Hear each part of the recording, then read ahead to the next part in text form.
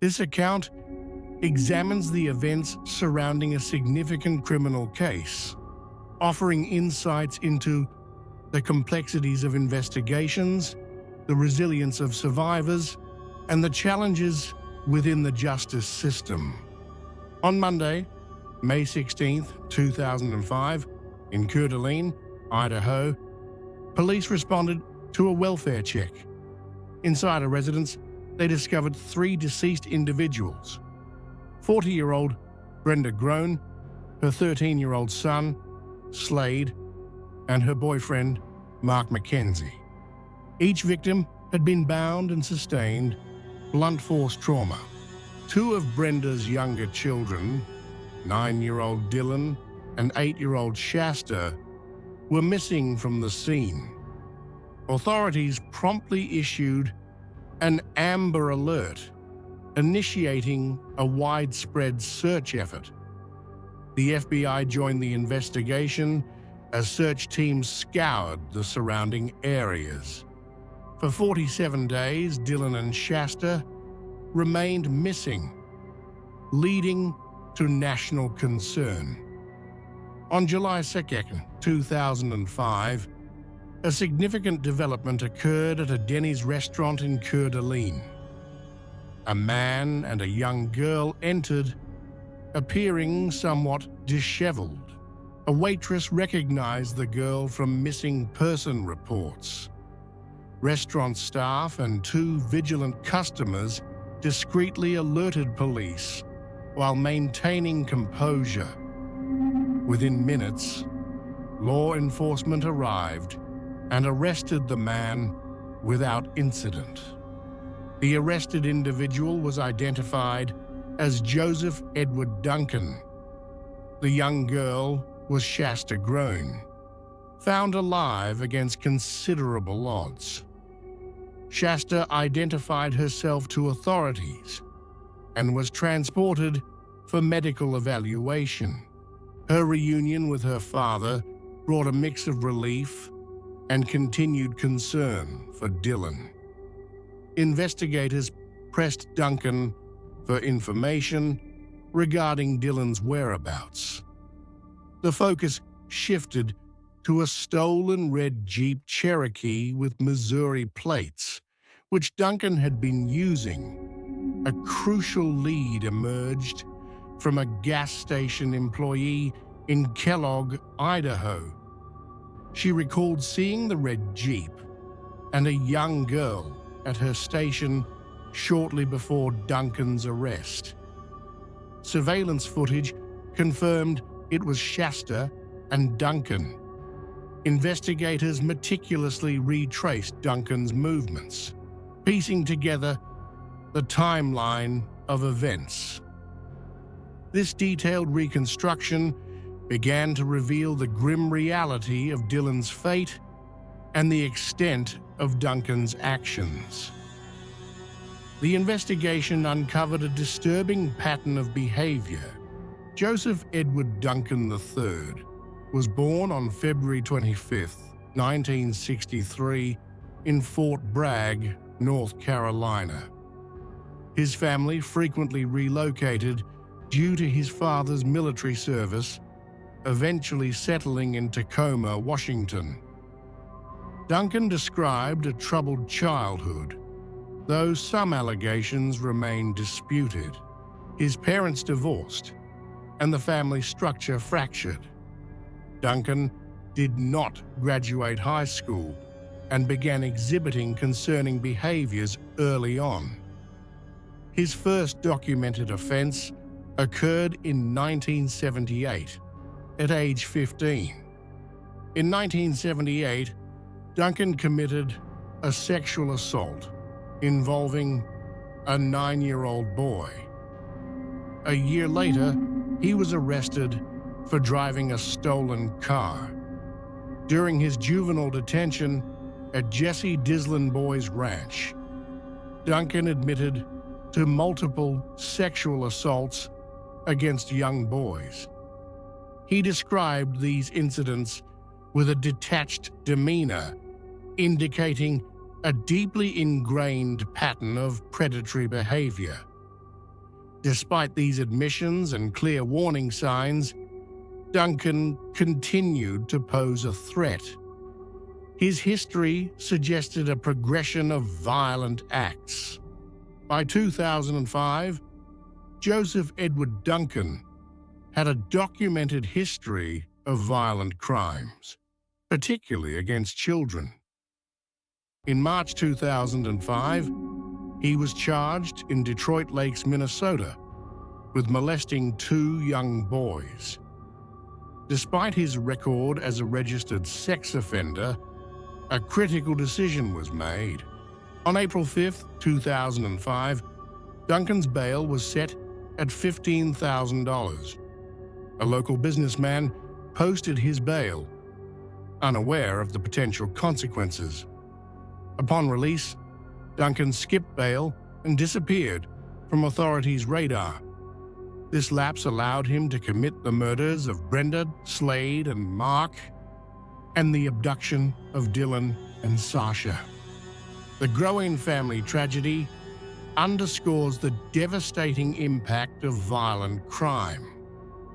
It also highlights critical questions regarding the effectiveness of the justice system in managing high-risk offenders.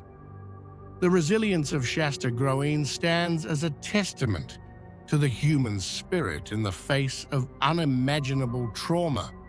This case serves as a somber reminder of the importance of vigilance and continuous evaluation of legal processes. To learn more about this case or similar topics, consider researching publicly available court documents and reputable journalistic accounts. Your awareness contributes to understanding these complex issues. In 2005, despite a federal arrest warrant finally being issued, albeit culpably late, Joseph Edward Duncan III was already stalking the Groene family. He wasn't fleeing the law. He was using his newfound freedom to hunt. The horrifying night at the Groene home is known thanks to the testimony of Shasta Groene, the sole survivor. Shasta and her brother Dylan were woken by their mother, Brenda, who whispered about an intruder. In the living room, they found Duncan, calm and in control, who bound them with zip ties. Duncan led Shasta and Dylan outside, forcing them to helplessly witness as he massacred Brenda, her fiancé, Mark Mackenzie, and Shasta's brother Slade with a hammer. He then loaded the children into his Jeep and drove away. For 6 weeks, Duncan tortured and abused the children in isolated campsites, boasting about his crimes. The most heartbreaking moment was when Dylan was killed. An accidental shot from a shotgun wounded Dylan, but Duncan, after a first failed attempt, reloaded the weapon and shot him in the head.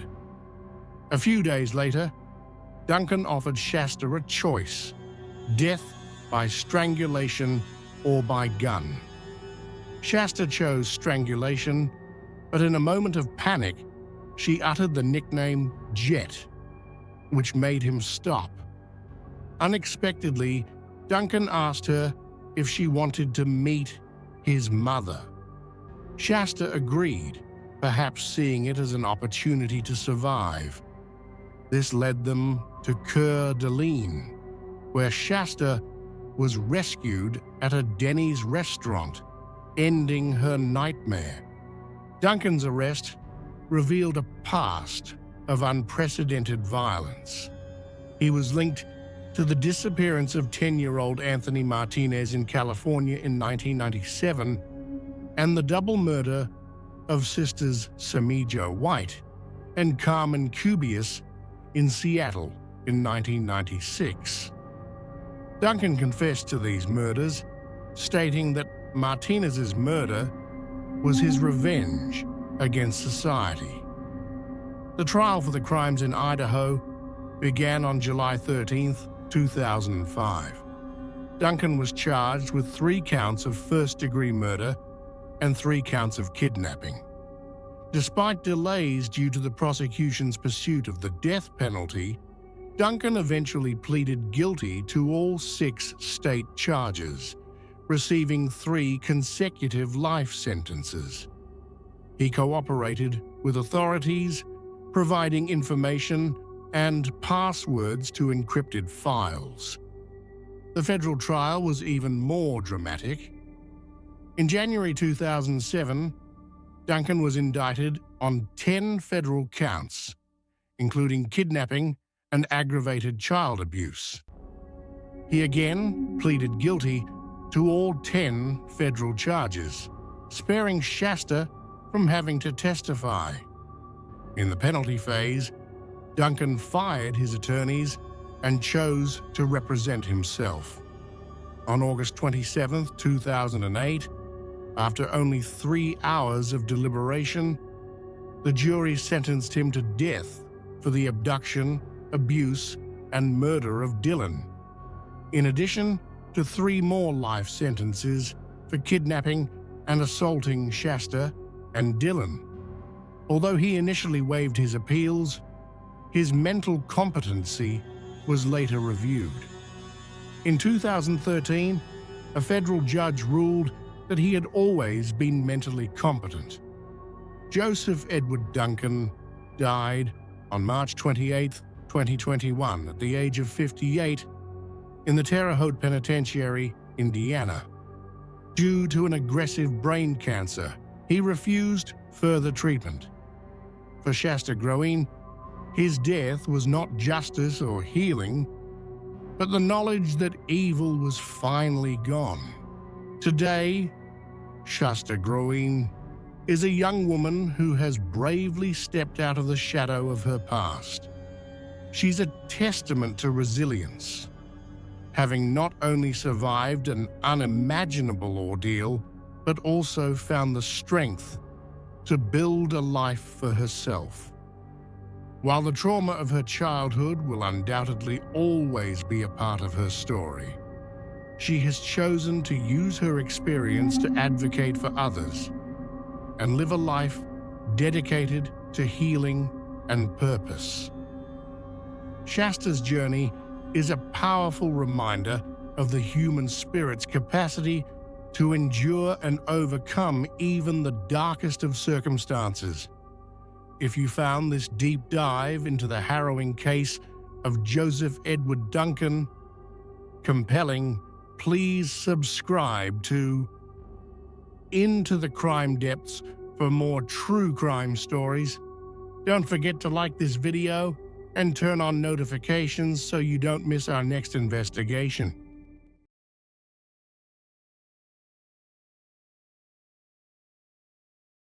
In the quiet town of Kapunda, a brutal crime shattered the peace, leaving a community scarred and demanding justice. This is not just a story of murder. It's a chilling exploration of the darkness that can lurk beneath the surface of ordinary lives. Let's journey back to the fall of 2010, to Kapunda, South Australia, a town of 3,000 souls nestled in the Barossa Valley. The Rowe family, seemingly ordinary, lived a life that would soon be violently disrupted. Andrew Rowe, born in England in 1965, emigrated to Australia with his parents at the tender age of 3. He grew up in Adelaide, known for his friendly nature, quick wit, and passion for fishing with his father. He was the quintessential good neighbor. Andrew's life intertwined with Rose, a vibrant woman just a year his junior. Their connection sparked during Andrew's studies in Adelaide, leading to a loving marriage in 1985. It was an intimate celebration with loved ones. Their family expanded with the arrival of Christopher in 1987, followed by Chantel in 1994. Kapunda offered them a seemingly idyllic life. Andrew and Rose established a successful carpet cleaning business, securing their family's financial well-being. By the summer of 2010, Christopher, now 23, had moved out, sharing a home with his girlfriend nearby. 16-year-old Chantel balanced her studies with a part-time job as a waitress at a local cafe. Chantel faced a significant challenge, an unexpected pregnancy. With her boyfriend, Dylan, by her side, she resolved to provide her child with the best possible future. Despite her youth, she had unwavering support. Dylan stood firmly by her, offering his love and commitment. Her friends rallied around her, ready to provide encouragement and assistance. The Rowe family, despite challenges, was built on love, hope, and a strong sense of unity. That unity was shattered on the night of November 7, 2010. An intruder invaded their home, committing an act of violence that would forever stain the town's tranquility. The scene inside the Rowe family home resembled a nightmare. Blood splattered across the floors, walls, curtains, and even the ceiling. The brutality was so extreme that even seasoned detectives were shaken. 2 days passed before neighbors, noticing the lack of activity, peered through the windows. The sight they encountered was horrifying. Andrew, 45, and Rose, 44, lay disfigured in the kitchen. Chantel's body was discovered in her bedroom, violated and broken. Each family member had suffered numerous stab wounds, succumbing to their injuries days before their discovery. The eldest son, Christopher, was vacationing in Queensland with his fiancée when the news broke. Rumors of bodies found on his family street sent him into a panic. He desperately sought confirmation on Facebook, but communication with his family was impossible. The police delivered the devastating news over the phone, confirming his worst fears. The autopsy results deepened the horror. The total number of stab wounds reached a staggering 112. Andrew had been stabbed 29 times, Rose over 50 times, and Chantel 33 times. The most disturbing revelation was that Chantel had been sexually assaulted before her murder. Christopher was overwhelmed by grief and loss. Initially, suspicion fell on him, as he was the only surviving family member. However, his alibi and prompt return home quickly cleared him as a suspect. The question remained: who could commit such a heinous act? The Rowe family was well regarded, with no known enemies. Why would anyone target a pregnant teenager with such violence? Investigators discovered that the killer had calmly changed into clean clothes after the murders and laid down on Chantel's bed. Bloody drag marks indicated her desperate attempt to escape. Valuables, including phones, a laptop, an expensive camera, and cash, were left untouched, ruling out robbery as a motive. The sheer brutality suggested the involvement of multiple individuals or a single exceptionally strong perpetrator. The suspect had clumsily attempted to clean the crime scene, wiping away footprints in some areas before abandoning the effort. Bloody shoe prints led to the door but abruptly stopped, suggesting the killer removed their shoes to avoid leaving further evidence. There were no signs of forced entry, indicating the family likely knew the killer or that the perpetrator had found an alternate way inside. The confirmation of Chantel's sexual assault added another layer of depravity to the crime.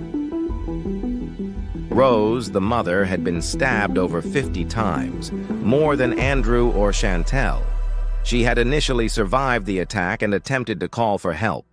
The killer, realizing she was still alive, returned and brutally silenced her. The police investigated every possible suspect.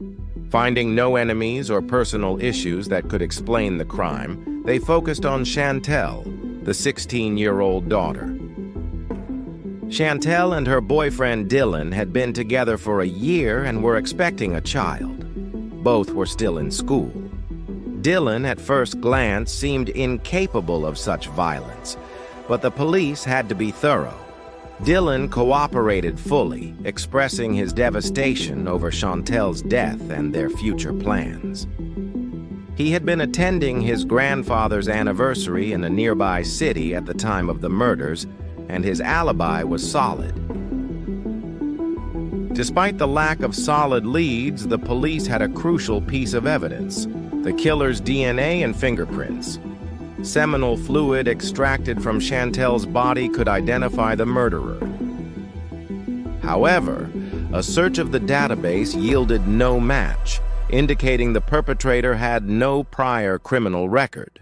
The murder weapon, knives from the family's own kitchen, suggested an impulsive act of extreme violence rather than a planned attack. Forensic experts estimated the time of death between midnight and 2:00 a.m. A neighbor recalled hearing Rose scream for help around 1:00 a.m., followed by a loud thud, but assumed it was a domestic dispute and did not call the police. No one reported seeing any strangers near the house that night. Officers meticulously searched the area for clues and the missing weapons, hoping for a breakthrough. The police appealed to the public for information. Tips poured in, but most were misleading or false, further frustrating the investigation. The loss of Andrew, Rose, and Chantel Rowe left a void that can never be filled. Their story serves as a stark warning about the importance of vigilance and the need to confront evil wherever it may lurk. Then Dylan, Chantel's boyfriend, shared a detail that sent chills down investigators' spines. On Sunday night, Chantel hadn't been feeling well. She had developed a fever and even called her boss to say she'd be missing work the next morning. At exactly 5 a.m., Dylan sent her a text to check in. His message was marked as read, but there was no reply. He didn't know that by then, Chantel and her parents were already dead. The person who had read his message wasn't her. It was the killer.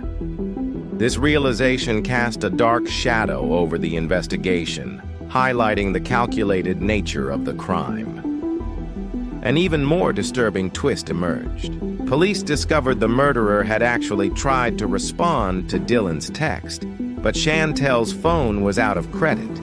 It was a failed attempt to fake her being alive, a chilling act of deception. With this eerie revelation, detectives dug deeper, focusing on Chantel's circle and anyone with a potential grudge. They stumbled upon Jason Alexander Downey, a 17-year-old who was close with Dylan but barely knew Chantel. At first, Jason didn't seem like a threat. He was of average height, thin, and appeared harmless.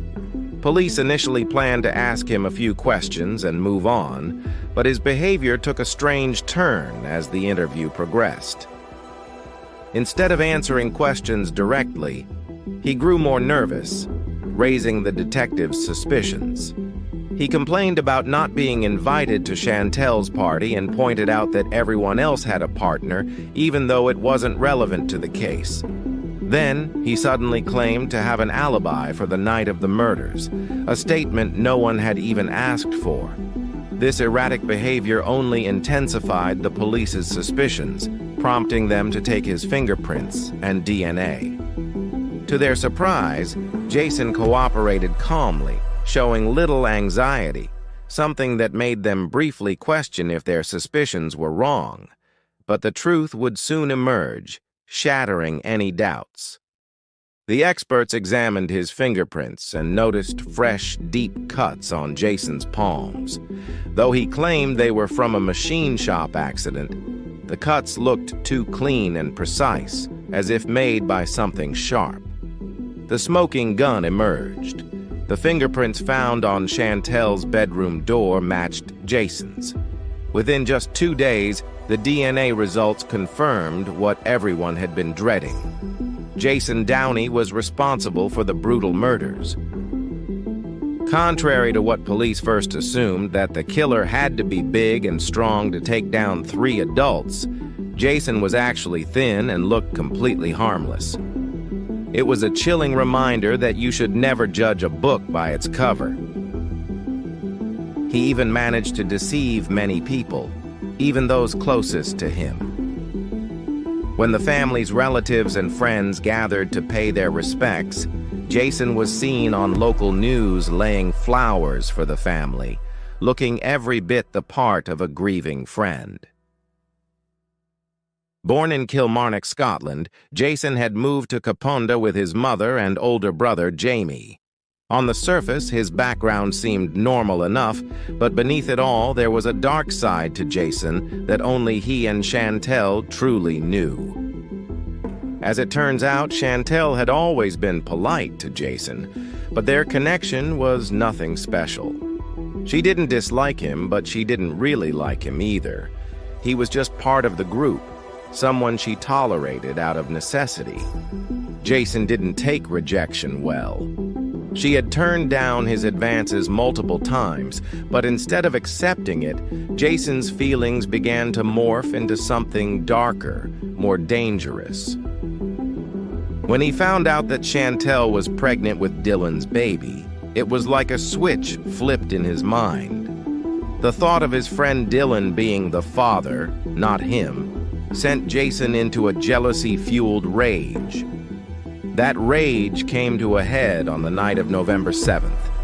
But there's a dark twist to his reasoning. Jason wasn't just angry at Dylan. It wasn't even about him as much as it was about Chantel. The jealousy and obsession had reached a boiling point, and the night would mark the beginning of something tragic. Jason's twisted infatuation had driven him to the edge of sanity. He claimed that his fingerprints at the Rowe family home weren't from the night of the murders, but from a visit a month and a half earlier. A simple slip-up, right? Except when the police dug deeper, they found that his DNA was on Chantel's body. Jason tried to play it off, making up an outlandish story that during that same visit, he and Chantel had been intimate. But here's where his lies fell apart. The forensic evidence proved that the DNA found on Chantel couldn't have stayed on her body for that long. That lie was just another nail in his coffin. Jason's confession revealed a disturbing series of events that painted a chilling picture of the night. After a heated argument with his mother and stepfather, Jason decided to sleep in his car, but that's when things took a turn. He found out from Dylan that Chantel was homesick, and suddenly Jason's obsession hit a whole new level. What started as a plan to simply drive by and glance at her house morphed into something far more sinister. Jason parked his car at the end of the street, out of sight, and walked toward the Rowe family home. The house was dark, the windows all closed, but there was one window, the bathroom window, slightly ajar. Being the thin, nimble guy he was, Jason squeezed right through it without hesitation. Once inside, he sat quietly in the bathroom for about 30 minutes, just listening, waiting for the house to settle, ensuring that everyone was asleep. Now, Jason claims his initial plan was to confess his feelings to Chantel, but let's be real. Why would he grab a kitchen knife before entering her room? Investigators knew right away this wasn't just some awkward confession. Jason had far darker intentions. Police believed that he was going to threaten her, to control her in the twisted way his obsession demanded. When he finally entered Chantel's room, she resisted his advances. And that's when everything snapped. Her rejection triggered a violent fury in him, and in that moment, Jason didn't hold back. He brutally stabbed her over and over.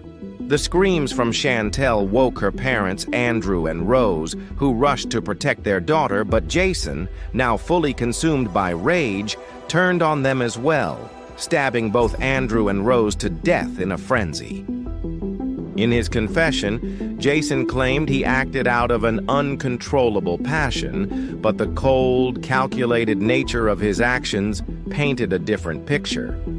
This whole picture suggested premeditation rather than a spur-of-the-moment crime. As the investigation progressed, more damning evidence surfaced, further tightening the noose around Jason. A pair of blood-stained shoes were discovered discarded in a deserted area. The blood on them matched the DNA of all three victims, and the prints from the soles matched the bloody footprints found at the crime scene. Inside the shoes, traces of Jason's sweat were also found, implicating him even further.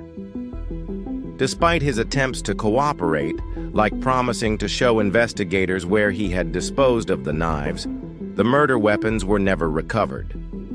This led detectives to believe that Jason was still trying to manipulate the situation, even as the evidence piled up against him. The trial of Jason Downey finally came in the fall of 2011, nearly a year after the murders. Throughout the trial, he remained cold and emotionless, frequently changing his testimony and showing no remorse for his actions. He continued to claim he had no memory of killing the Rowe family, even though his actions told a much darker story. One chilling detail that emerged during the trial was that after the massacre, Jason took Chantel's pendant and chain, a piece of her he kept even after her death. During the trial, Jason even argued that the tragedy could have been avoided if Chantel had simply invited him to the party she had hosted before her death. It was clear, though, that his deep feelings of rejection and obsession with her had pushed him to commit this unspeakable act. Throughout the proceedings, Jason maintained a calm, indifferent demeanor. When he finally pleaded guilty, it was an attempt to secure a lighter sentence. He later admitted to his brother that this was his reasoning, to avoid life imprisonment without the possibility of parole. Even police were stunned at the sheer savagery of the crime and the killer's attitude. His guilty plea shouldn't be seen as any sign of remorse on his part for three murders that are unrivaled in their cruel and savage nature. On April 19, 2012, Jason Downey was sentenced to life in prison with the possibility of parole after 35 years. Had he not pleaded guilty, he would have had to serve at least 45 years before even being eligible for parole. He even wrote a letter addressed to Chantel's family and friends, stating he was sorry and that he deserved whatever punishment came his way. But when you take a closer look at Jason's letter, it's hard to ignore the sense that there's no genuine remorse behind his words. It almost feels like a forced apology, like a boy who was made to write it, rather than someone who truly regrets his actions. Chantel's brother, Christopher Rowe, who tragically lost his entire family, expressed that while he believed the sentence was just, no punishment could ever heal the pain of losing his loved ones.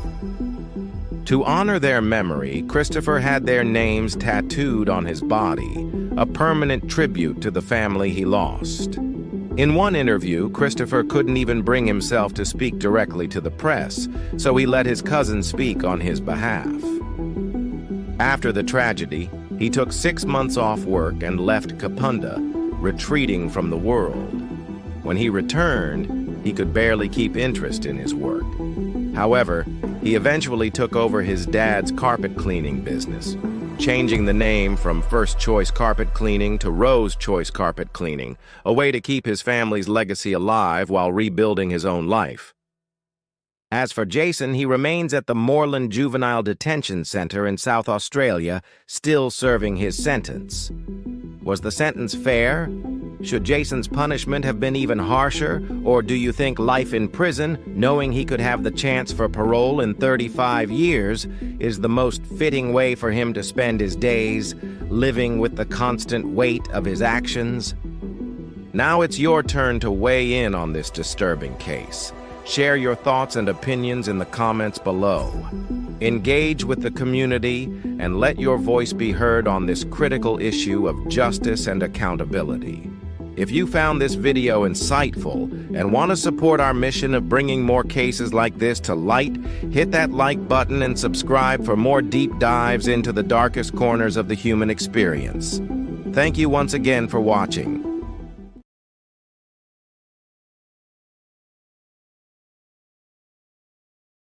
In the hushed corners of our minds, where true crime stories linger, we often grapple with the unfathomable depths of human cruelty.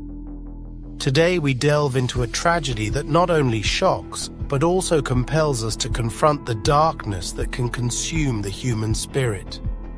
This is the story of the Covina Christmas Massacre, a stark reminder of the fragility of life and the devastating consequences of unchecked rage. Imagine a scene of warmth and laughter, a family gathering on Christmas Eve, the air filled with the aroma of festive dishes and the joyful sounds of loved ones.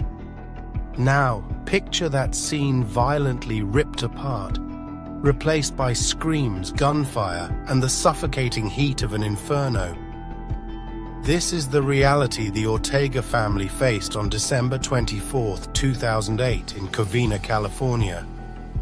The Covina Massacre wasn't just a crime, it was a brutal violation of the sanctity of family, a chilling testament to the destructive power of vengeance.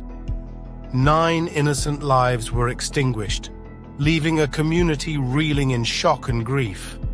We offer our deepest condolences to the Ortega family and all those affected by this unspeakable tragedy.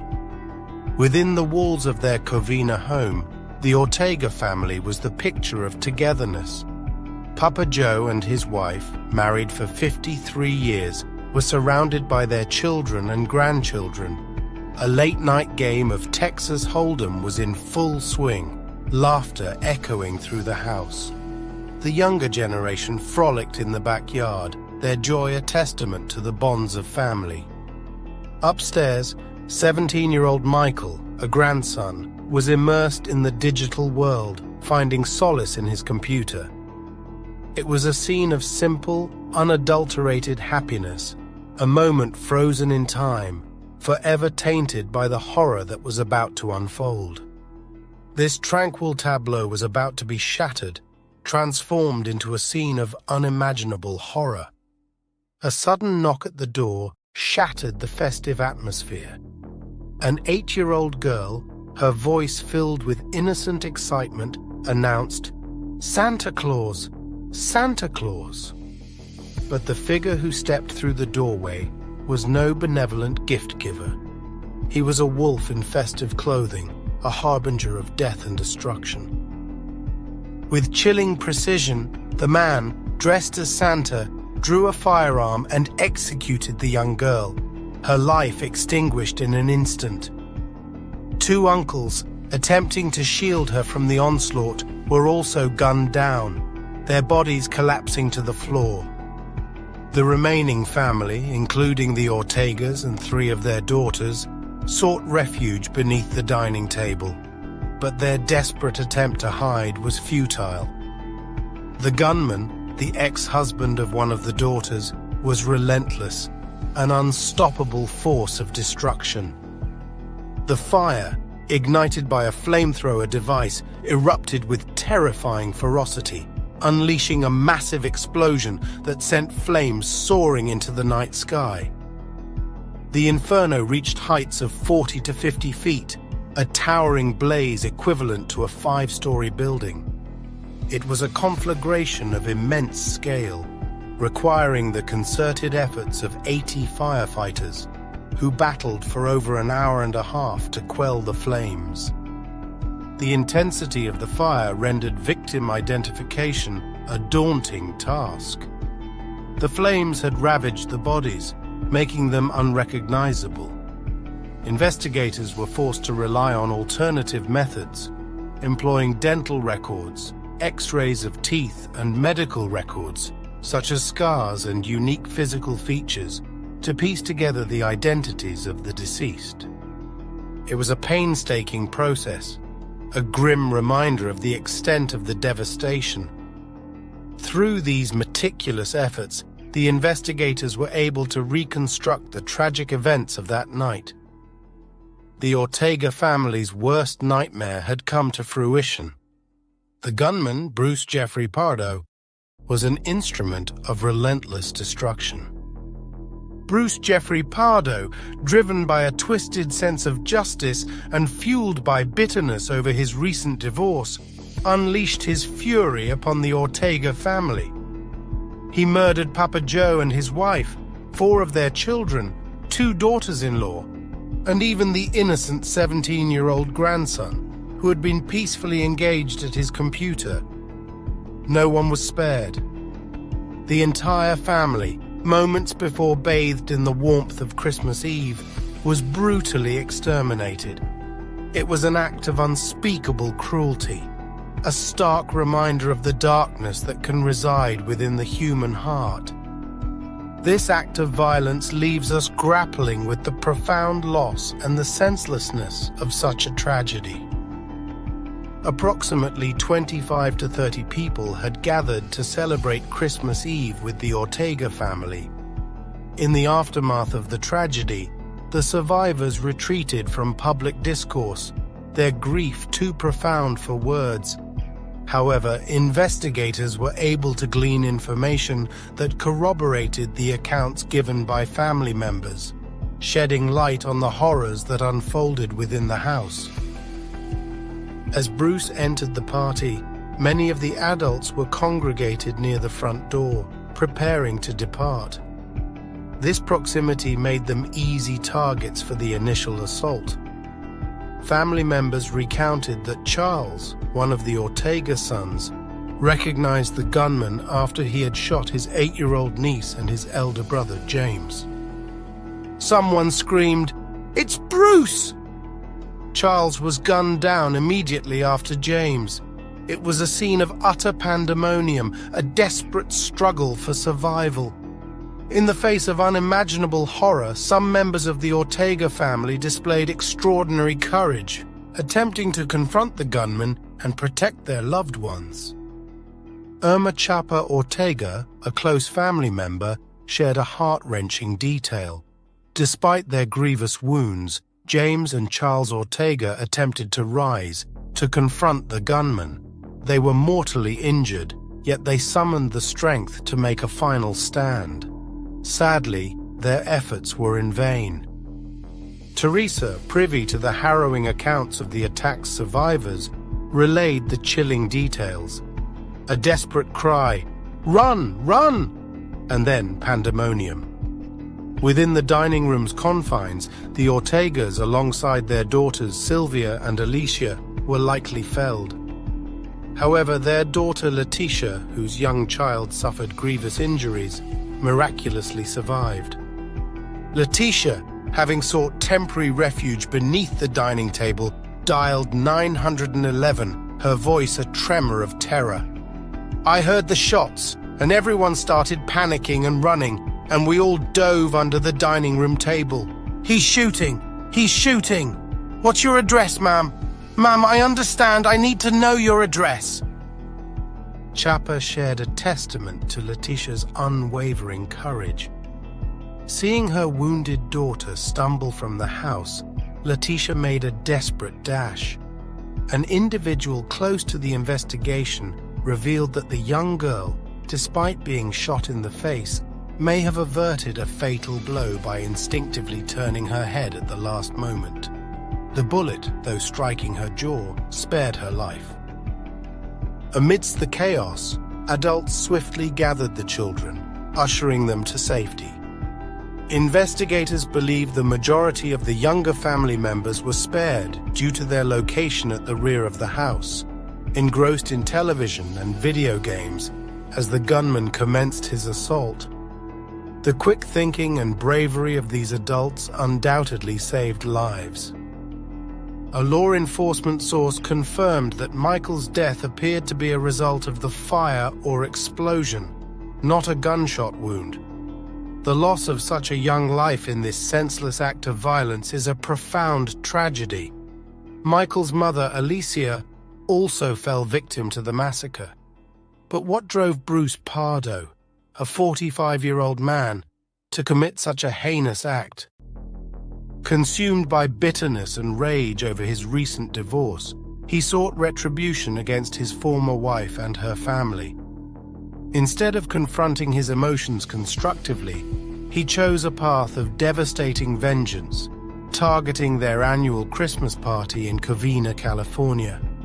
His actions serve as a stark reminder of the destructive power of unchecked anger and the importance of seeking help for mental health issues.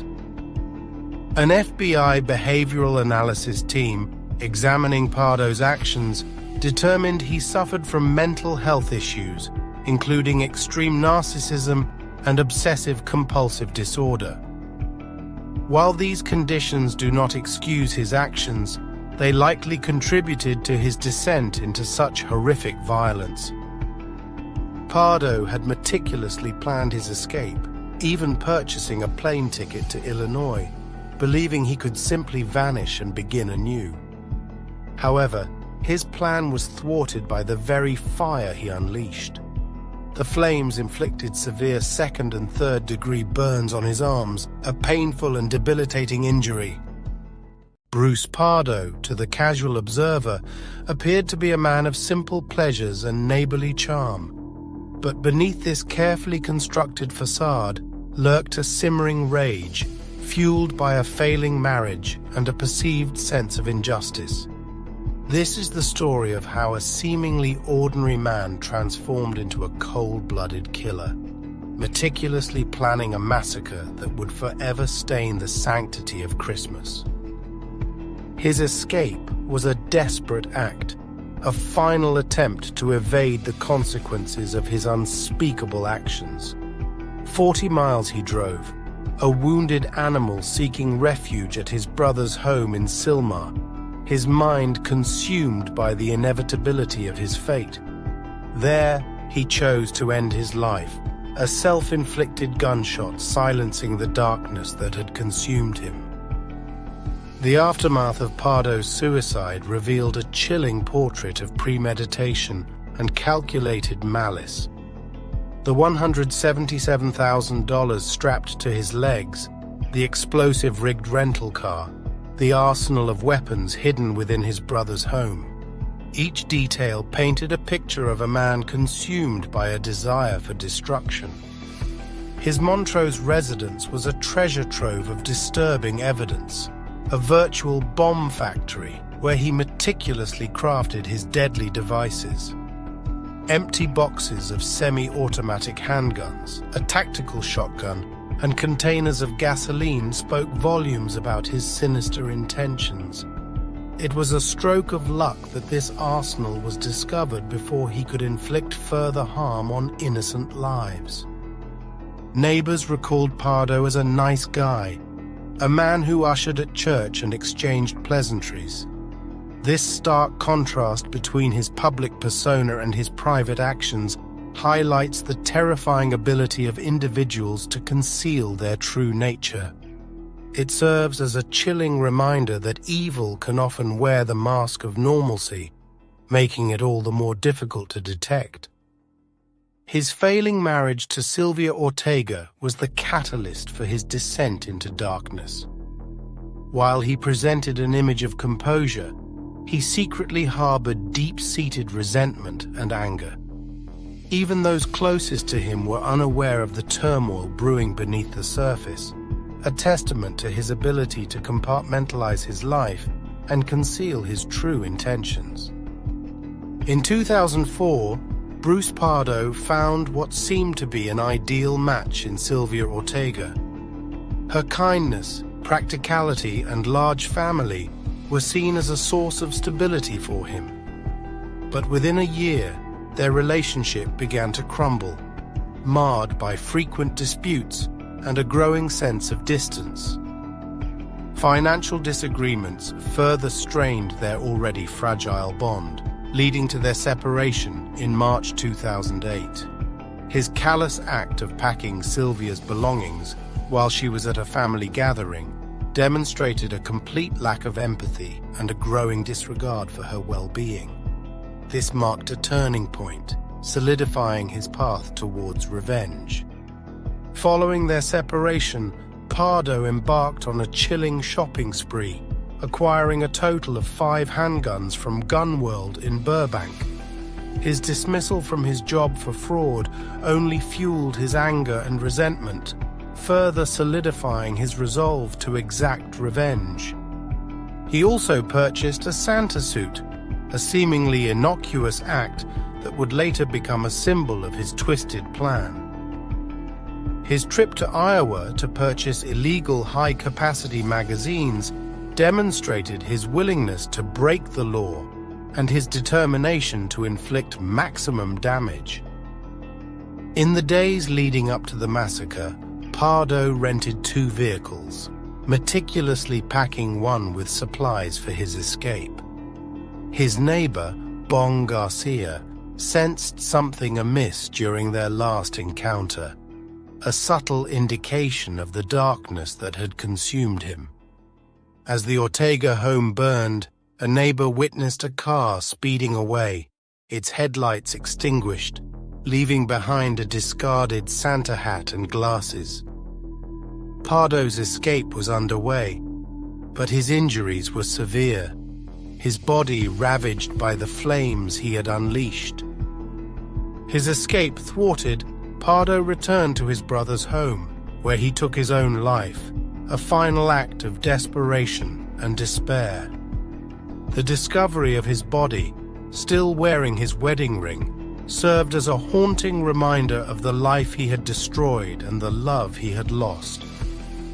Letitia Yusefsky, a survivor of the massacre, has chosen to focus on love and forgiveness, refusing to be consumed by bitterness and hatred. Her strength and resilience serve as an inspiration, a testament to the human spirit's ability to overcome even the most unimaginable tragedies. The family continues to honor the memories of their loved ones, gathering for dinners, exchanging gifts, and visiting the cemetery on Christmas Eve.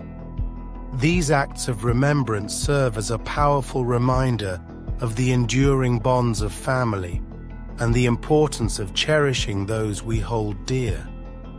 Even the detectives who worked on the case remain connected to the family, offering support and comfort during the holiday season. Their continued involvement speaks to the profound impact of the tragedy and the enduring bonds forged in the face of adversity.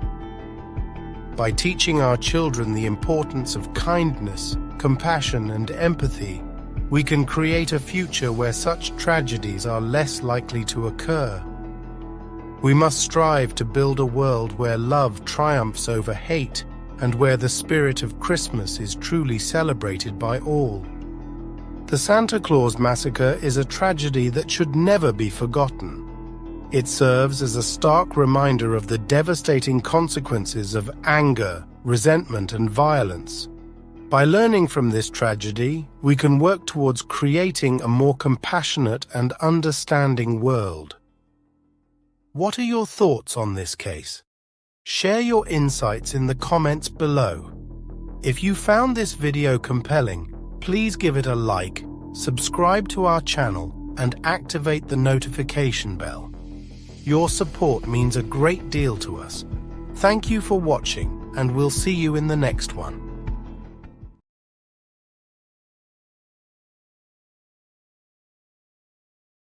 That chilling, fragmented plea for help. A son, hysterical, gasping for air, claiming his entire family has been brutally slaughtered.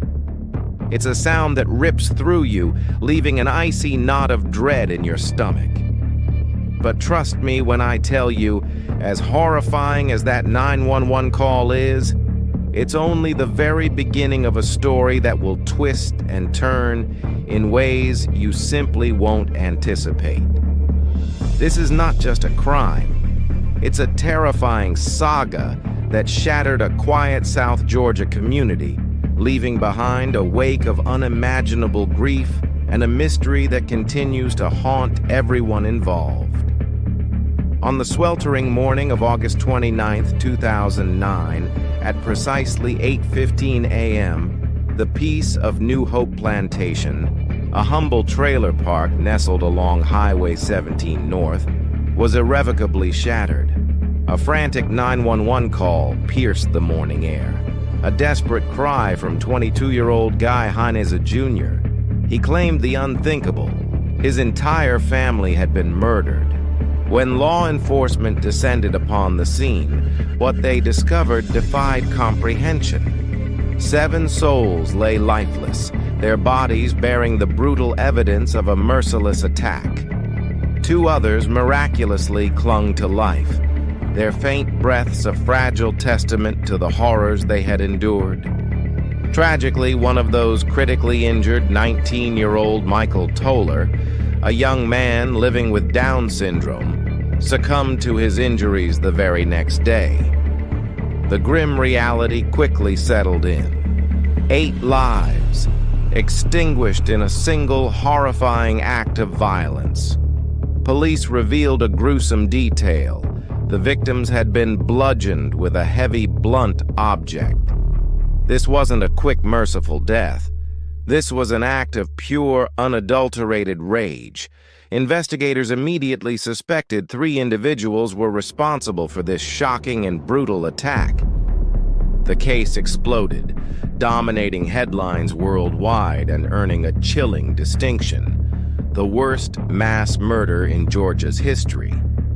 But the central, agonizing question remained: who could commit such an unspeakable act against an entire family of 9? When tragedy strikes, especially within the confines of a family, a harsh spotlight often falls on the one person left standing. It's a bitter truth, a delicate tightrope walk between the desperate search for justice and our innate human need to make sense of the incomprehensible. In the chilling aftermath of the Heinous family massacre, that unforgiving spotlight shone squarely on Guy Heinous Jr. Despite the palpable panic, the shattered breaths, and the raw devastation etched into his voice on that haunting 911 call, law enforcement couldn't and wouldn't immediately clear his name. In fact, to many seasoned investigators, something about Guy's story just didn't quite sit right. But before you jump to conclusions, before you pass judgment or unequivocally declare his innocence, hold that thought. That frantic phone call wasn't just a desperate plea for help. It became the emotional cornerstone, the undeniable heartbeat of this entire complex case. To truly unravel the tangled web of that horrific day, we must rewind the clock, piecing together the fragmented hours leading up to the unimaginable. Thanks to handwritten statements meticulously provided by his partner Jody, a patchwork of grainy surveillance footage, and the often blurry recollections of witnesses, we can construct a rare, intimate glimpse into Guy's final moments before the horror inside that trailer unfolded. It's crucial to remember that Guy didn't have a working cell phone at this time, making precise time tracking a formidable challenge. And when you're recalling moments from a day soaked in trauma, memories blur, time warps, and emotions twist the very edges of every single detail. Yet even with these inherent difficulties, Guy's narrative offers a chilling timeline, a thread that helps us begin to stitch together what truly might have happened. Guy's day began like countless others, early and steeped in routine. Around 7 a.m., he rose and prepared for work in the bustling trailer park he called home. This wasn't just a house, it was a teeming hub, often housing as many as 13 people on any given night. It wasn't fancy, but it was home, a testament to a large, blended family, bound by shared lives, and a collective struggle to make ends meet. One of the central figures in this crowded home was Russell Toller Sr., a 44-year-old father. He was a man striving tirelessly to keep his family safe and stable. While not Guy Jr.'s biological father, Russell and Guy's own father, Heinous Sr., were lifelong friends. Though not connected by blood, these two families shared the trailer, offering each other a lifeline of emotional and financial support. Russell Sr. was the bedrock, a man others could truly depend on. He possessed a tough, no-nonsense demeanor, but beneath that exterior lay a fiercely protective heart devoted to those he loved. His son, Russell Toller Jr., only 20 at the time, was a quiet soul, preferring to remain in the background. But those who knew him described a respectful young man, unwavering in his loyalty to his family. Then there was Chrissy Toller, also 20, Russell Sr.'s daughter and the mother of a young son, Byron Jimerson. 3-year-old Byron would miraculously be the only survivor of this brutal attack. Chrissy's younger sister, Michelle Toller, a vibrant 15-year-old, was bright, energetic, and brimming with the promise of a future she was still discovering. And of course, Michael Toller, Chrissy's other brother, 19 years old and living with Down syndrome. Michael had endured multiple surgeries throughout his life, yet nothing had ever dimmed his indomitable spirit.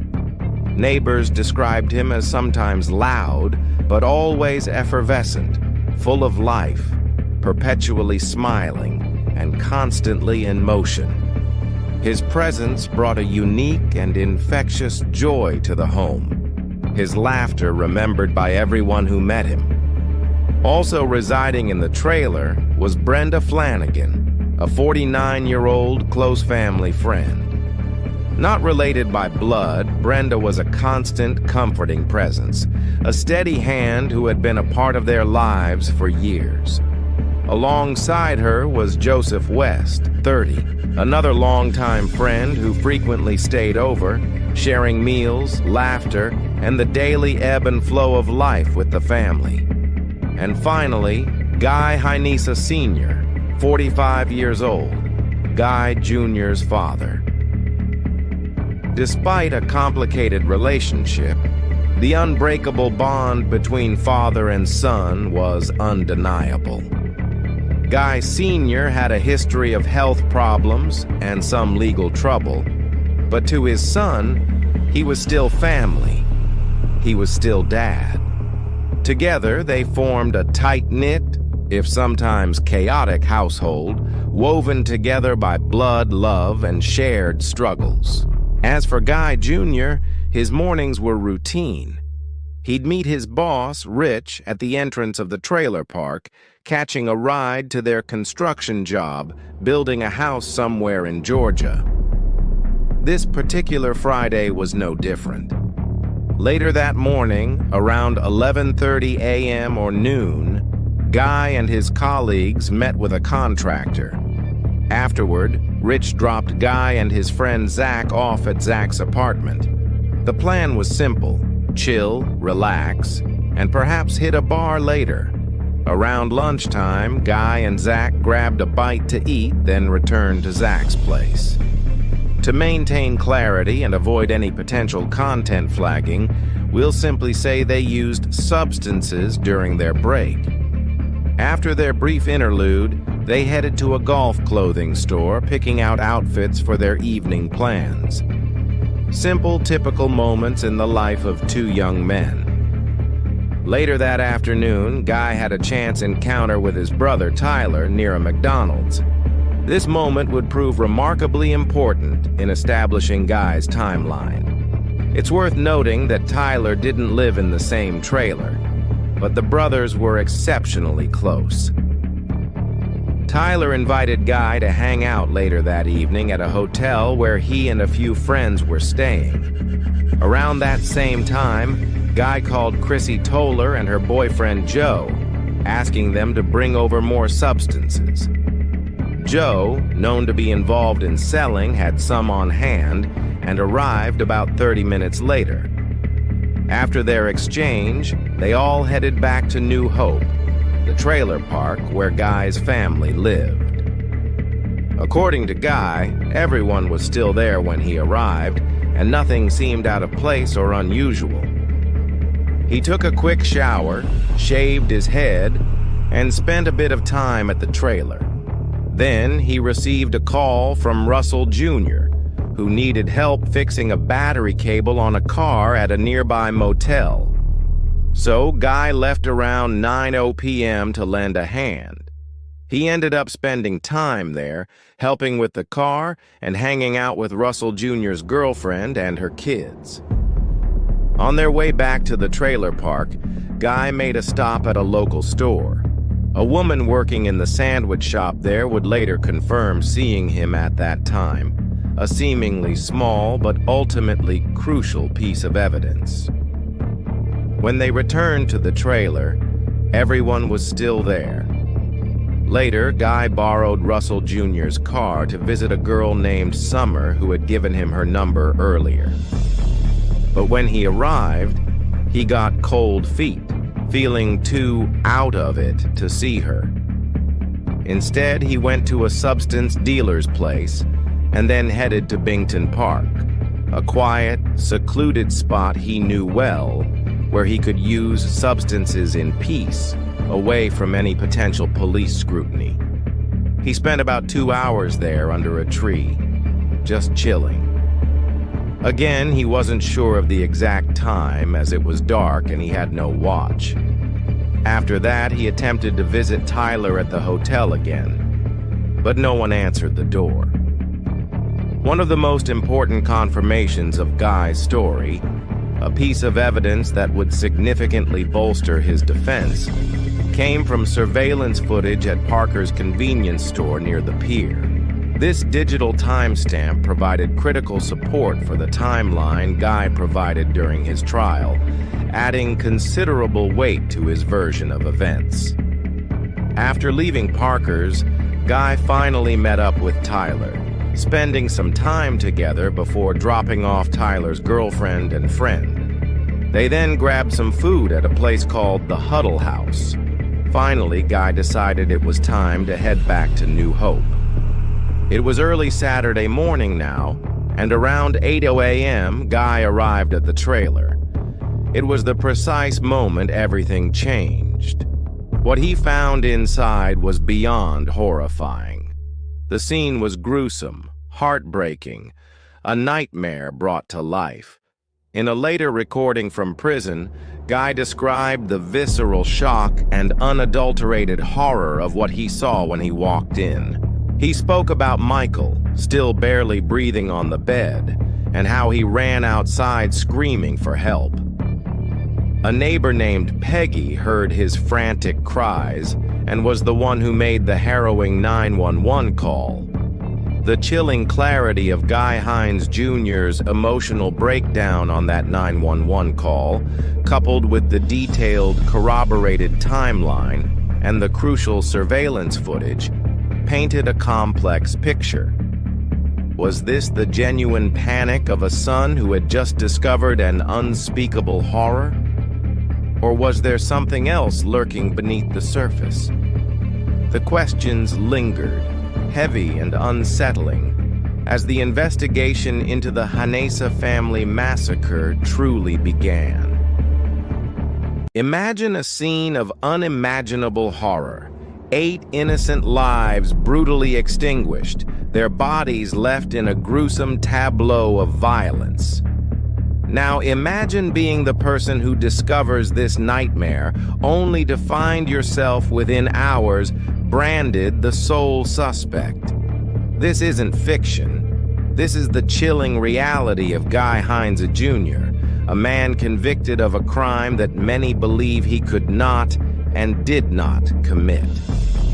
His story is a disturbing journey into the heart of a supposed justice system. where the initial shock of a tragedy quickly devolved into a rush to judgment, leaving a trail of unanswered questions and a life irrevocably altered. On a quiet day, Guy Heinz Jr. approached the familiar door of the mobile home he shared with the Toller family. He noticed it was unlocked, not unusual, as the family often left it that way. But what awaited him inside was anything but normal. Just beyond the threshold, his father, Guy Heinz Sr., lay motionless, drenched in blood, his body twisted and grotesquely disfigured. Guy froze, his stomach plummeting, his mind refusing to accept the horrific scene before his eyes. His father's face was unrecognizable, a mask of terror and violence. Blood splattered every surface, and an unnerving silence hung heavy in the air. Before he could even process the shock, something inside him snapped. Panic, fear, disbelief. A maelstrom of emotions took hold. He stumbled through the trailer, calling out, frantically checking rooms, desperately hoping this was all a sick, twisted dream. But with every step, the nightmare deepened. Each room was a scene straight out of a horror film. The entire Toller family, scattered across beds and floors, each one beaten beyond recognition, some slumped awkwardly, others half off mattresses, some lying lifeless in pools of their own blood. One victim appeared to have tried to crawl away before succumbing. There was no movement, no signs of life, just the horrifying trinity of blood, silence, and shock. Guy was spiraling. His hands trembled. His legs felt like jelly. He didn't have his phone, and his sole instinct was to find help. He searched desperately, panic rising with every empty room. Finally, he found one of Michelle's phones, but its battery was dead. His hands still shaking, he stumbled into another bedroom, clinging to a fading sliver of hope. What he saw next would haunt him forever. On the floor lay Russell Jr., lifeless. On the bed nearby, Michael, completely still, blood soaking into the sheets and splattered across the wall like a grotesque painting. A shotgun lay on the floor beside them. In that moment, raw, primal fear took over. What if the person who did this was still inside? Without thinking, driven purely by instinct, he grabbed the shotgun, not to hide it or tamper with evidence, but to protect himself, to defend whatever might be left. Overwhelmed, unable to think straight, his body reacted on pure instinct. He ran out of the trailer, still clutching the gun, his thoughts a chaotic blur of shock and adrenaline. Reality felt warped, like none of this could possibly be real. He threw the gun into the trunk, tossed the dead phone into the back seat, and sat in the car, shaking uncontrollably. At that point, Guy was already high, and the trauma only amplified the fog in his mind, making everything feel disconnected. Perhaps, he thought, he was too high. Maybe this wasn't real.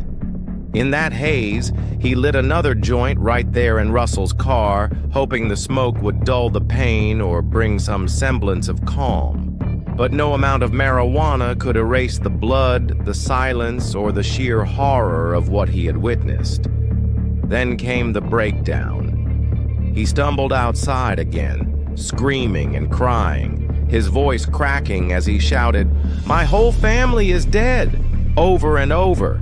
His raw, desperate cries echoed through the trailer park. A neighbor, hearing his anguish, immediately called 911. If you listen to the recording, you can hear Guy's frantic, broken voice in the background repeating, "They're all dead, they're all dead." He ran back inside the trailer multiple times, desperate to help or find some kind of answer, until finally he shouted to the operator, "Tell them to hurry! Michael's still alive!" By the time the police arrived, Guy was outside, throwing up next to a truck. He was drenched in sweat, pale, shaky, and clearly in profound shock. Officers described him as wide-eyed and lost, trembling and confused. The retching and trembling didn't look like the behavior of a cold-blooded killer. It looked like the reaction of someone who had just walked through hell and seen the unthinkable. And yet, everything changed just hours later. Instead of being comforted or treated like a survivor, Guy was arrested. Just like that. 1 minute he was a grieving man, overwhelmed with shock. The next, he was the prime suspect in the most brutal crime the town had ever seen. No one else was seriously questioned or detained. Only him. Then came the trial, a proceeding many now believe was riddled with holes, missing evidence, strange assumptions, and a theory that simply defied logic. The prosecution attempted to spin a narrative that Guy, furious over missing painkillers, snapped and methodically beat 8 people to death with a blunt object in the dead of night. They claimed he did it quietly, leaving almost no evidence, and then later acted as if nothing had happened. But the story simply didn't add up. No one heard screams. No one heard a fight. There were no scratches or defensive wounds on Guy, no blood on him, no trail, no witnesses, no sign he had cleaned up. And yet, despite all of that, he was still convicted. District Attorney Jackie Johnson and her team celebrated it as a solid win. They believed they had closed the chapter, locking up the man responsible for one of Georgia's most brutal family massacres. But cracks in that story began to form. Jody Sturr, who would later become Guy's wife, along with other justice advocates, began digging into the case. What they found wasn't just questionable, it was alarming. From the beginning, the case was circumstantial. Even the lead prosecutor, John Johnson, admitted as much in court. "We don't have any evidence placing Guy Heinous Jr. at the crime scene during the murders," he told the jury. But they pushed ahead anyway, building the case on 3 basic things. Guy knew the victims, he used drugs, and he lived in the trailer. That was it. No eyewitnesses, no physical evidence, no confession. Just assumptions. The Glenn County Police, led by Chief Matthew Doring, locked in on Guy almost immediately. He had found the bodies. He was the one who called for help. But instead of viewing him as a potential witness or even a victim, they treated him like the killer. One of the victims, Michael Toller, was still alive when Guy discovered the scene. Guy tried to help him, but Michael later died in the hospital. The toddler also survived, though with severe brain trauma. Neighbors who showed up after hearing Guy scream said he looked shocked, barefoot, and clean. They didn't see blood on him. He wasn't acting suspicious. He told them to call 911, and yet officers decided he was lying. They claimed blood on his shorts was incriminating, but Guy insisted it got there when he checked on the bodies. That explanation made perfect sense, but they didn't want to hear it. The way the evidence was handled only made things worse. There was blood in a bathroom that might have belonged to an injured killer. Police photographed it but never tested or preserved it. Other critical evidence wasn't tested either, or it was outright thrown out. Even the stuff that was collected, barely a fraction of it was ever analyzed. Then there's the issue with Officer Mike Owens. He took Guy's clothes but didn't log them into evidence that night. Instead, he kept them overnight, breaking the chain of custody.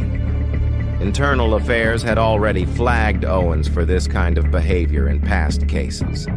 So, how reliable could any of that evidence really be? Police also ignored leads, some of them serious. There were tips about possible gang-related suspects, people who had motives and violent backgrounds. These leads weren't followed up on until much later, right before the trial. By then, too much time had passed. Witnesses were gone, memories had faded, and the defense had little to work with. During the trial, the state's story stood on shaky ground.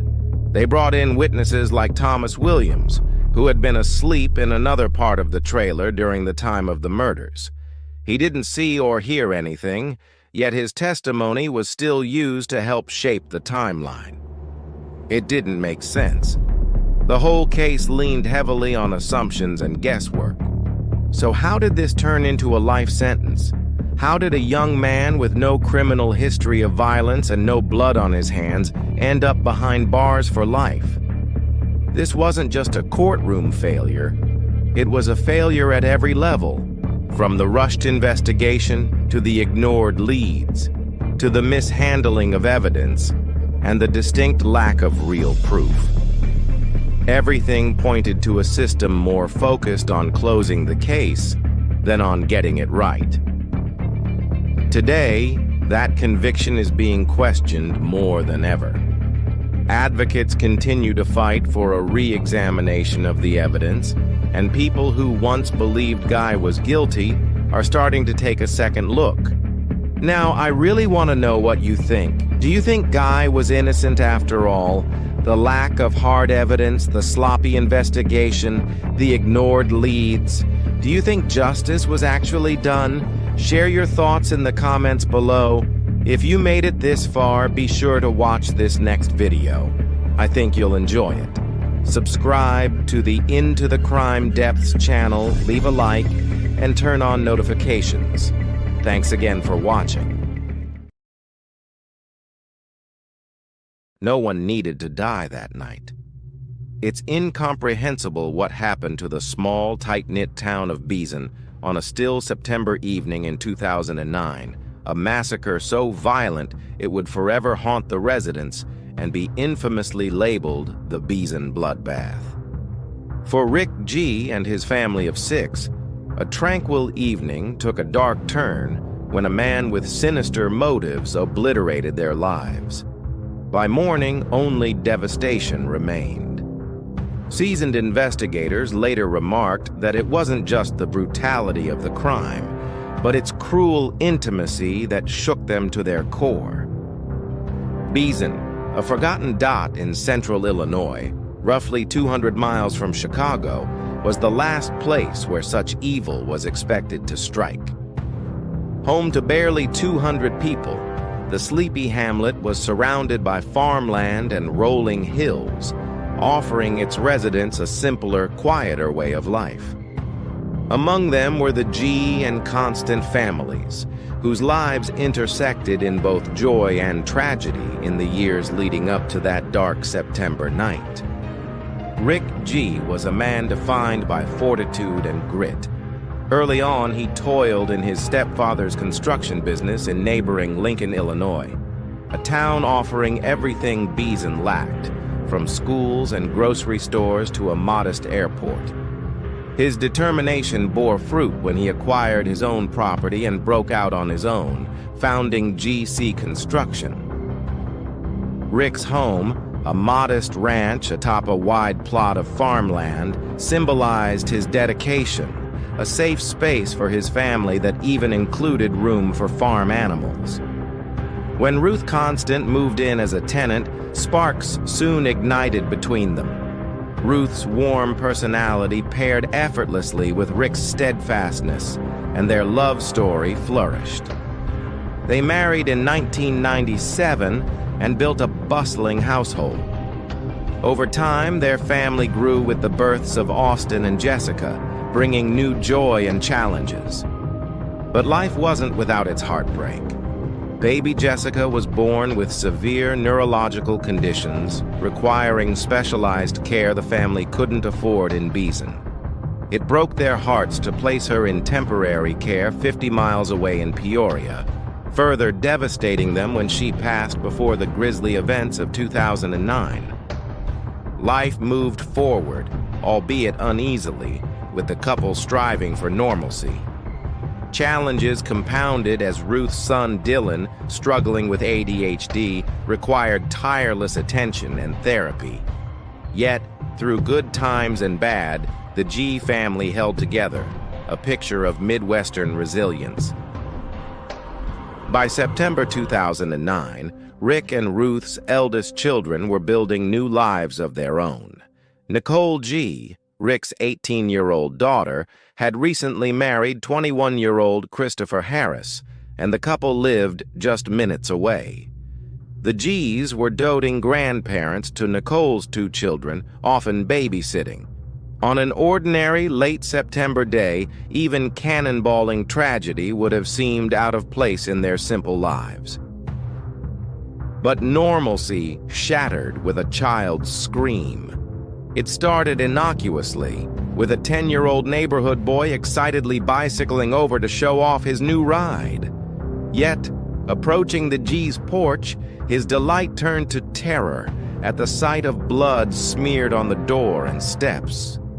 Frozen in panic, he raced to Nicole's nearby house to raise the alarm. What unfolded next defied comprehension. Nicole's family, Rick's stepfather and grandson, immediately rushed to investigate. A bloodied knife at the porch's base hinted at the horror within. When they turned on the hallway lights, Rick's lifeless, bludgeoned body confirmed their worst fears. Frozen in terror, Rick's grandson fled and called 911. Officers arrived, unprepared for the unspeakable carnage within the home. Rick lay face down in a vast pool of blood, his head obliterated. Dylan, positioned outside the main bedroom, suffered a similar fate. The walls bore evidence of struggle, violence echoing even in the absence of the killer. Room by room, investigators uncovered tragedy in every corner. Ruth's body in her nightgown, young Austin in the bathroom, and finally Justina, whose brutal injuries rendered her unrecognizable. Each scene struck a new blow to the officers' resolve as sheer rage and malice emanated from the crime. As officers prepared to exit the crime scene, the unimaginable happened, a faint sign of life. Tabitha, the 3-year-old granddaughter, fought valiantly amidst the chaos. Gravely injured but alive, her discovery jolted investigators into action. An ambulance sped her to intensive care while Chris Harris, Rick's son-in-law, closely followed. Yet Chris's reaction raised alarm. Instead of relief at the child's survival, nervousness simmered behind his hurried movements. Investigators began to wonder if Chris knew more than he let on. Detectives worked tirelessly to reconstruct the events. Evidence of a foreign shoe print outside the home fought for significance alongside minute clues. A fresh bloody handprint, faint tire tracks, and vague neighbor reports of a suspicious truck circling the area. Each breadcrumb pointed toward a killer who knew the family well, deepening unease within the community. As forensic autopsies stripped back the reality of the crime, the chilling truth stood firm. This was rage-fueled, personal. Each blow to the G family targeted not only their bodies, but their dignity. Rick had endured 39 severe blows, Ruth 28, Dylan over 100, and Justina 15 forceful strikes to her head. Tabitha's eventual recovery became a rallying point. Though she couldn't yet speak or see from the swelling injuries, every small movement gave hope. Police kept a tight vigil around her hospital bed, knowing her survival might bring answers to the unconscionable crime. Beeson tried to put shattered trust back together. With the suspect still at large, anxiety spread through every household. Precautions became second nature. Doors and windows were locked earlier. Children were monitored more closely, and the shadow of the killer loomed over each passerby. The massacre left behind not only physical carnage, but psychological scars for Rick's remaining family and the Beeson community. The G's represented a world now forever lost, a family defined by love, resilience, and tragedy. As police pieced together fragments of evidence, one thing remained certain. Beeson had been robbed of its innocence, its familiarity twisted into something sinister. A week later, on September 28th, a funeral was held for the G family. Despite the grief consuming the town, the funeral reminded everyone of one thread of hope: Tabitha, the miracle survivor. The killer remained at large, their motives as shadowed as the night that forever stained Beeson. This haunting tale of loss, human rage, and survival stands as both a warning and a reflection of buried darkness waiting to strike. In the quiet heart of Beeson, Illinois, the unimaginable unfolded, a brutal crime that left a family shattered and a small community shaken. As investigators sifted through the chaos, a seemingly ordinary pair of K-Swiss sneakers and a chance encounter in a hospital elevator sparked a chain of events that unraveled a dark and multifaceted crime. Christopher Harris, at first a grieving family member, became the prime suspect when his shoe tread appeared eerily similar to the one left at the crime scene. But the trail was far from straightforward. Discrepancies in shoe size and persuasive alibis from his brother, Jason Harris, and others initially cast doubt on his involvement. However, a deeper dive into the evidence revealed shocking revelations that rocked everyone connected to the case. Nicole G., Christopher's partner, vehemently denied his role in the murders, passionately defending him on MySpace in a tearful post. A portrait of familial loyalty emerged as Chris's stepmother and father echoed Nicole's sentiments, swearing by his innocence while highlighting Chris's fear for his family's safety as the real killers remained at large. Yet an ever-growing body of evidence told a chillingly different story. Detectives seized Chris's truck, uncovering unverified and fabricated alibis from those closest to him. It was Lori Cole, a security guard, who provided a pivotal revelation. She recounted a late-night visit by Chris and Jason, an encounter suspicious enough to shift the investigation's trajectory. As investigators pieced together these testimonies and physical evidence, every thread led them closer to Chris. A palm print at the scene, corroborated by DNA evidence from a discarded tire iron and shoes, became key in dismantling Chris's protestations of innocence.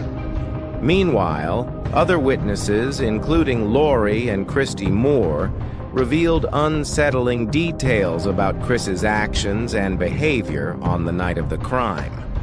The careful work of forensic experts began to connect Chris to the gruesome attack inside the G home. Pressure mounted as Christopher's younger brother, Jason Harris, faced charges of obstruction of justice. His initial silence soon cracked under the weight of first-degree murder charges. What followed was a chilling account of that fateful night.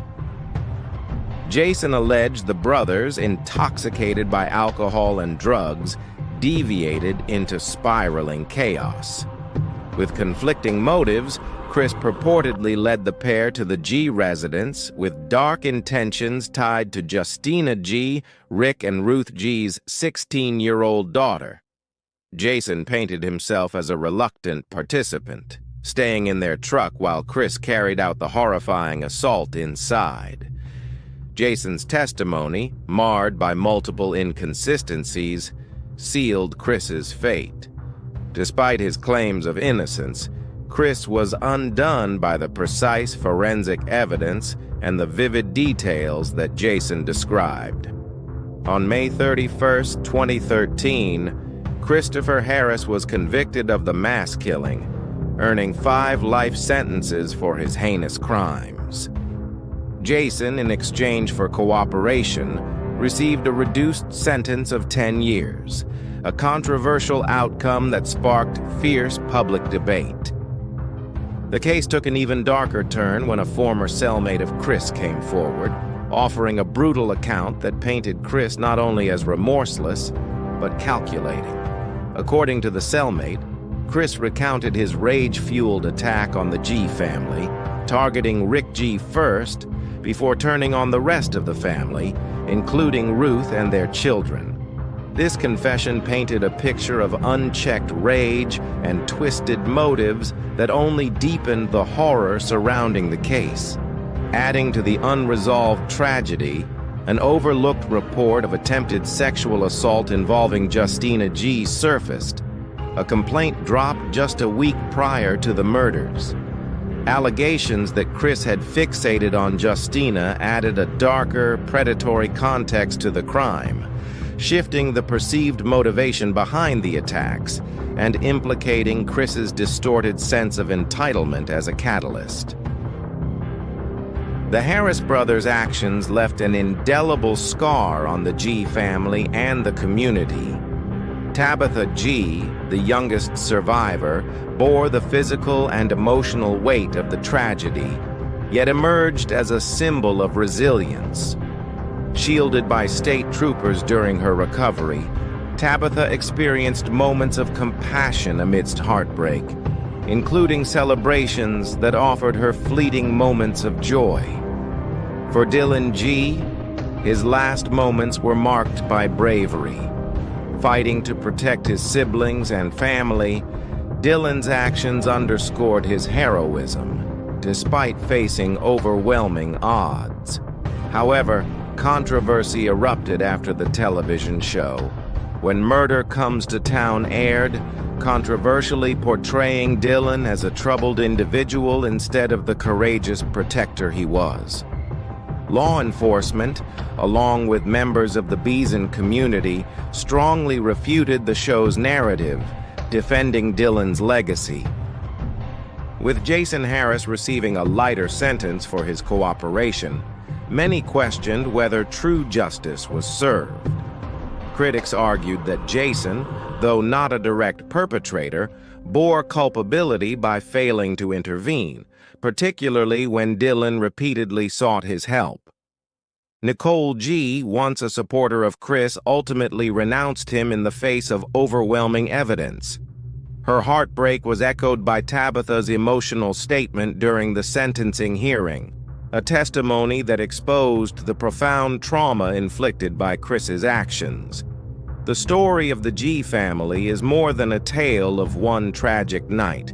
It reflects both the darkest corners of human behavior and the extraordinary strength of those left behind. A playground dedicated to Austin, Dylan, and Justina G now stands as a tribute to their memory, offering a place of joy where sorrow and loss had once been overwhelming. As we conclude this haunting case, we leave you with a question. Was justice truly served, or does the leniency granted to Jason Harris leave room for debate? Share your thoughts in the comments below, and as always, don't forget to subscribe for more in-depth crime stories. Your voice helps us uncover more cases like this and honor the legacies of those lost. Thank you for watching.